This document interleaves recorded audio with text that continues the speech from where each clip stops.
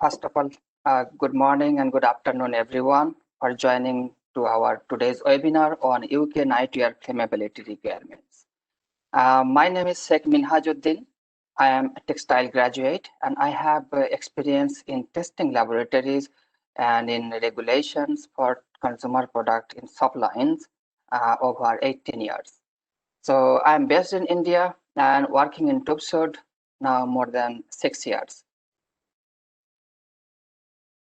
So today we will be talking about mainly on nightwear flammability regulations and requirements for United Kingdom.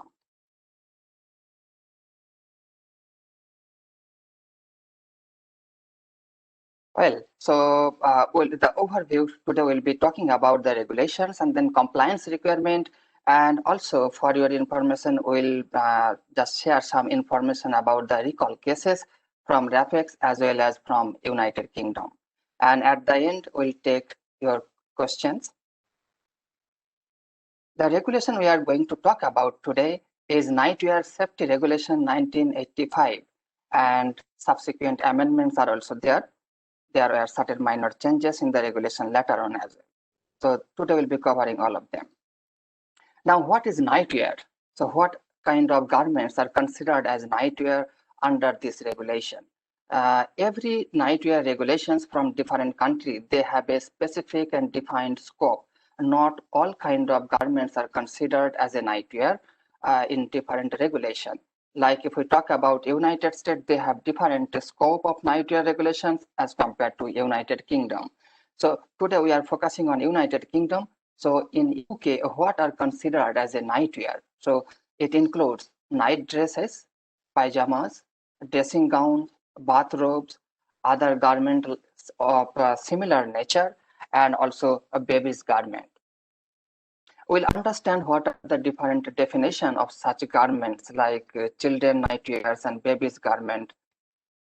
So children nightwears actually is defined as nightwear to be worn by a person under the age of 13 years.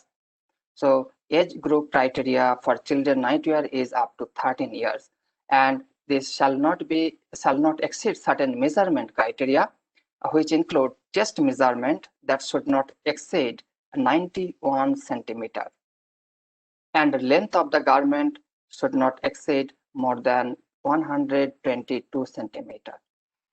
In case of dressing gowns, bathrobes, and other similar garments, the chest measurement shall not exceed 97 centimeter, and sleeve measurement shall not exceed 69 centimeter. Chest measurement is actually measured twice the measurement of garment across the chest. So like you can see in the right hand side diagram, it indicates the chest measurement. So when we put the garment flat on the table, we'll be measuring from one side to another side, and we'll multiply it by 2. So that will become the chest measurement. A baby's garment means the maximum chest measurement should be 53 centimeter, and it is worn by child under the age of 3 months. So this needs to be keep in mind that it is up to 3 months. Often other regulation which actually includes, which defines baby as up to 6 months. So here there are some differences are there. So for UK regulation, we consider age group up to 3 months for the baby's 53 centimeters for chest. Adult nightwear are those apart from children nightwears. Now, what are the requirements under these UK nightwear regulations? There are 2 basic requirements. One is the performance requirement for flammability, in which sample or garment need to comply with the flammability test, and also there are labeling requirement that a specific labeling information need to be placed on the garment. And besides this, there are advertisement requirement as well. We'll also talk about that. We have categorized certain product here, children's nightwear, like children's nightwear over 3 months and under 13 years. That includes night dresses, dressing gowns, and other similar garments.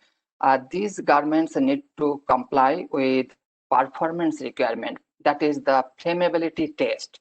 And the requirement has been specified in the standard BS 5722. We'll talk about there in the next slide about this requirement.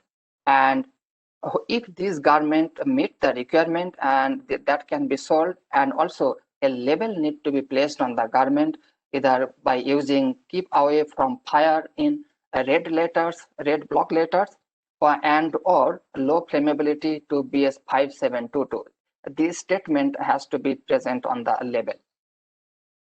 In case of pajamas, babies' nightwears, cotton terry toweling, bathrobes, adult nightwear, if these garments meet the performance requirement, that means if these garments pass the flammability test according to the standard, that can be sold, and the label requirement could be keep away from fire and or low flammability to BS 5722. Now, in case this garment does not meet the performance requirement, means if this garment fails in flammability test, still you can sell this product by putting a label keep away from fire. So difference from the first category and this category, like pajamas, babies nightwear, and cotton terry toweling adult nightwear, with in comparison to the children's nightwear over 3 months to under 30 years. So children's nightwear over 3 months and under 13 years, it cannot be sold in UK market if this does not meet the flammability performance requirement. But on the other hand, pajamas, babies nightwear, cotton terry toweling, and adult nightwear, these still can be sold in UK market with even they failed in flammability performance standard by using keep away fire label on the garment. The test method, according to the standard BS standard, it is BS 5438 1976 version are referred in the regulation. So this particular version will be used. In the left hand side, we have just shown the equipment. It is the vertical flammability tester, and it requires a specimen size of 670 millimeter by 170 millimeter, and 6 specimen initially required for testing. And this fabric, the specimen before cutting, it need to be washed once. But in case the sleepwear is treated with flame retardant chemicals in order to make it flame resistant, then those garments would be washed 12 times. So after washing, those garments will be dried, and then specimen need to be cut according to the size as specified, and 6 specimen would be tested. Now, what are the performance requirements, as we talked in the previous slide about the flammability performance requirement? So according to the standard BS 5722, performance requirements, there are 2 specific criteria, and both has to be met by each specimen, each 6 specimen. So first option is that if you look into the picture, the ignition actually put in the at the bottom of the specimen, and there are 2 cotton thread is attached across the specimen, one at a distance from the ignition point 300 mm, that is called the 300 mm trip thread, and another one placed at 600 mm trip thread. And what are being measured from this flammability tester, that how much time is required to burn these 2 threads subsequently. So 300 millimeter trip thread shall not be burned or severed within less than 25 seconds, and 600 mm trip thread should not burn not less than 50 seconds. So this is the performance criteria. If each specimen meet these 2 criteria, then we consider that specimen meet the performance requirement. Now, based on this testing criteria of each test specimen, we need to decide whether sample is past the flammability requirement or not, whether this meets the flammability test. So there are some criteria here. I'll be explaining you here. So as I have mentioned, first 6 specimens need to be tested, and if all these 6 specimens meet the testing criteria, what I have just explained about the 300 mm trip thread and 600 mm trip thread, if that requirement fulfilled by each of the 6 specimens tested, then the sample, that means nightwear, would be considered as pass in the performance requirement. In case 2 or more specimens fail, means if 2 or more specimen does not meet the performance requirement, then that will be considered as fail. So sleepwear would be considered as fail. Now, in case 1 specimen out of 6 is failed, then laboratory will test 6 additional specimen. So in this case, we may need more sample. Lab may ask for more sample for testing. If none of the second group of the specimen fail, then it will be considered as pass. That means the sleepwear comply with the performance requirement. But one or more specimen from this second set of 6 fails, then the nightwear would be considered as fail. Now, labeling requirement, how the label need to be put on the garment. We have talked in the previous slides that what kind of statement need to be specified on the label that we have discussed. So now we'll be talking about what are the criteria, how those labels need to be affixed on the garment. So the label can be securely attached on the inside neck of the garment, or it can be attached to the garment immediately adjacent to the size label. That means wherever you put the size label, beside that you can put this particular warning label. The warning can be present on size label immediately under the details of the size. That means you can place these wordings, keep away from fire or other statement, just below the size on the same level of size, but below the size after making a separate line. The font size of the letters should not be less than 10 point, and all should be in uppercase, that is block letter. A text shall be in a contrast background. So background should be in a contrast color. It should not be, say, if we are writing in the red font, like keep away from fire, so background should not be red or similar color. It should be in a contrast background like white. Label shall be attached legibly and durable. It should be legible, should not be removed. The print should not be removed easily. Now, often nightwear may be treated with the flame retardant. That flame retardant normally applied on the garment to make the textiles material non-flammable, or that would enable the fabric to meet the testing criteria of the flammability.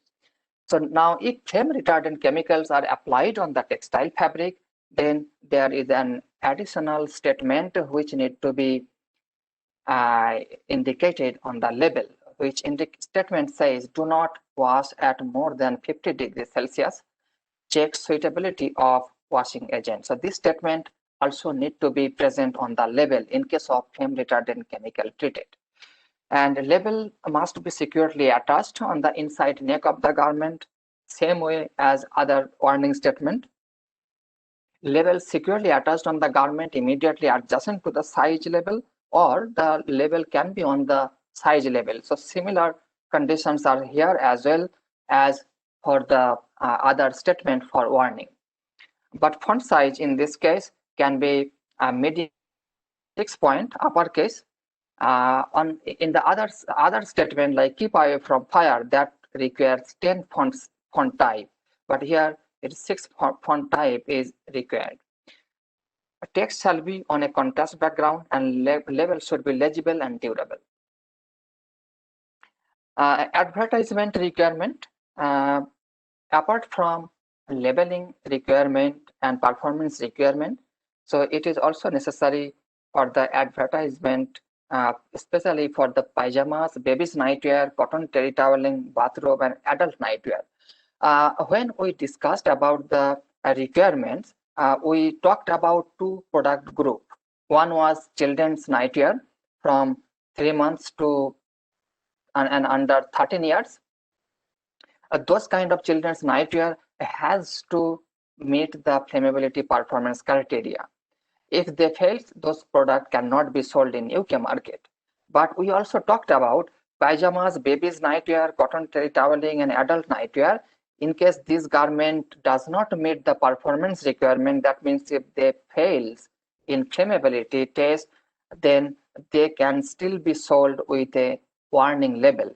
But in this case, additional advertisement requirement is also there, and manufacturer or retailer, they need to inform consumer whether these products meets or does not meet.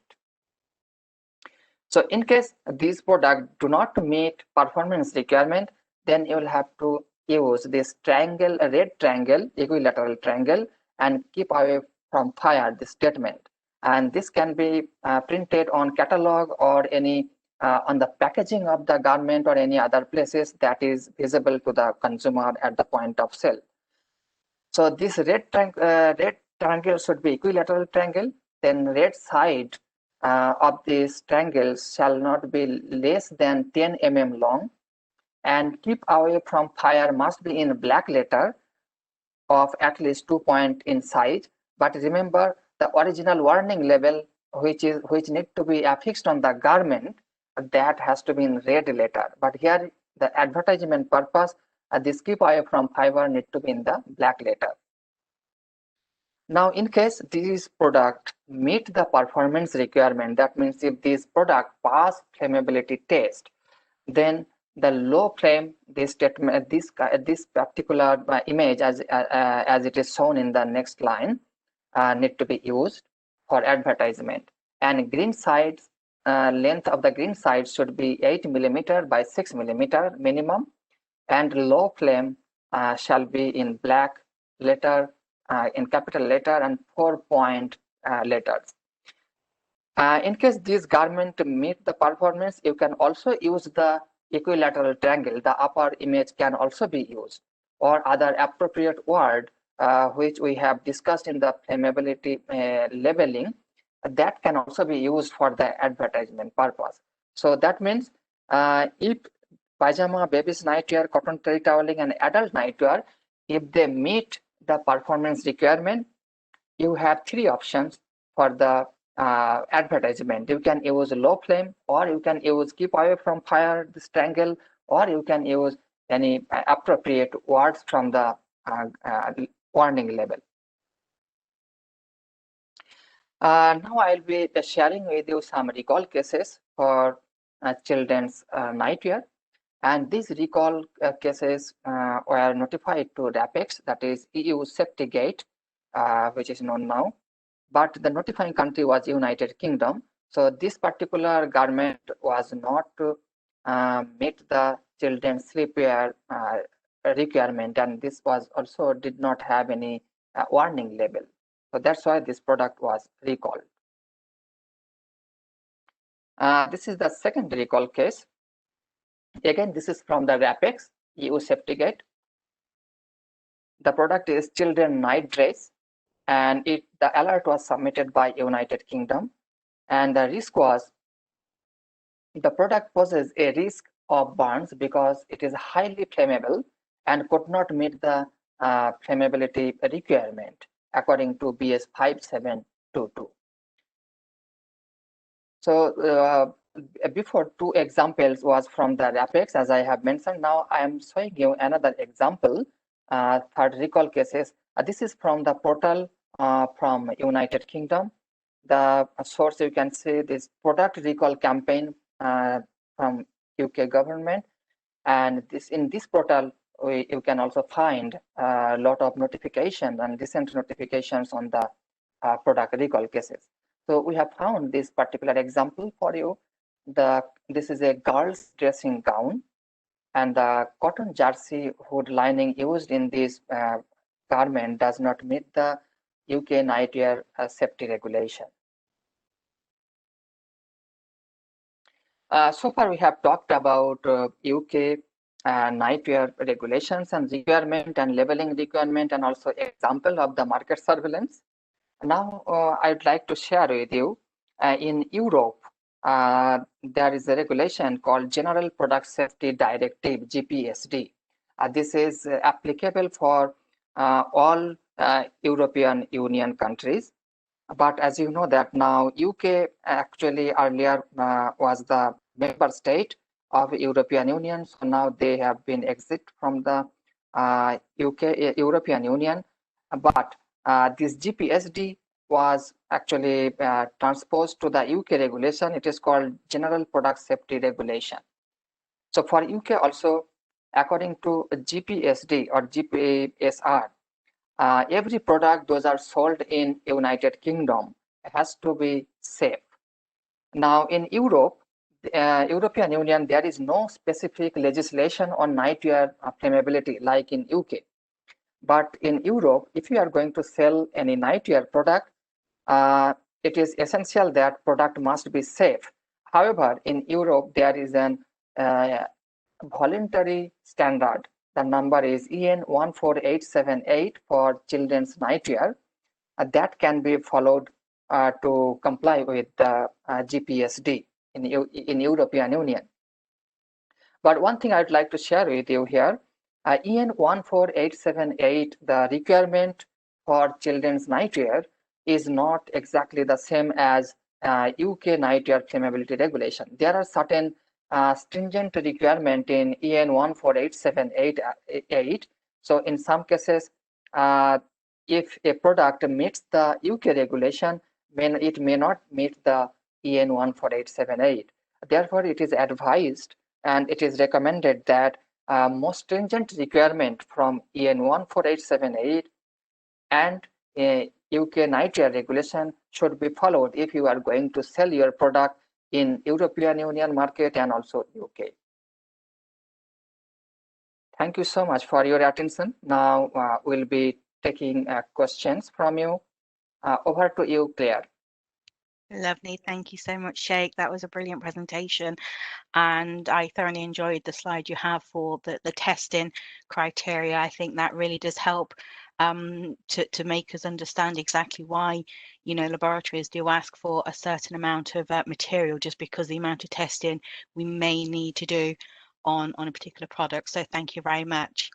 Now, we have had a few questions in as you've been talking, so I'll go through that. If anybody else has got any questions, please do put them into the Q&A section and we'll get to them as well.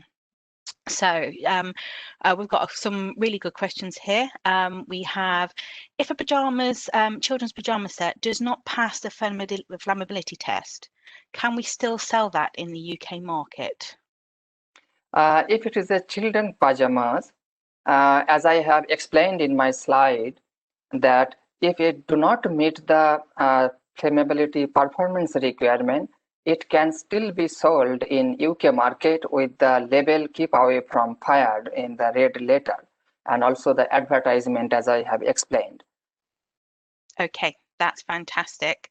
Another question we have, and it's a very hot topic, especially with Brexit going on at the moment, and that's just a little bit of advice really on testing if you're shipping into the UK and into Europe. So if somebody is selling children's nightwear to both markets, the European market and the UK market, what flammability should they do? Do they just need to just use the British standard? Is that okay for GPSD in Europe, or do you think that they need to do both the BS and the EN? Okay, that is a good question.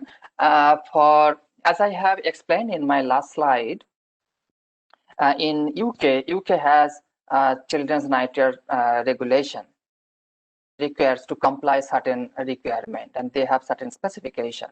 If a product meets the UK requirements, yes, it is compliant for the UK. However, in Europe, the product must be safe according to the GPSD.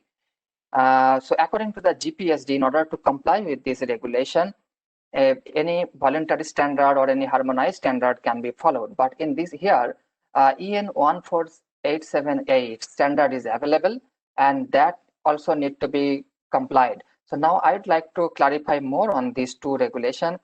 EN 14878 has some stringent requirement as compared to the UK regulation. And on the other hand, for some product category and some age group, UK regulation is stringent as compared to EN 14878. So therefore, when you are doing that testing and you are going to sell your product for both the market, EU and UK, so then go through both the testing criteria as per EN 14878 and also the UK requirement, and whatever would be the stringent for both the market, so you should follow that requirement.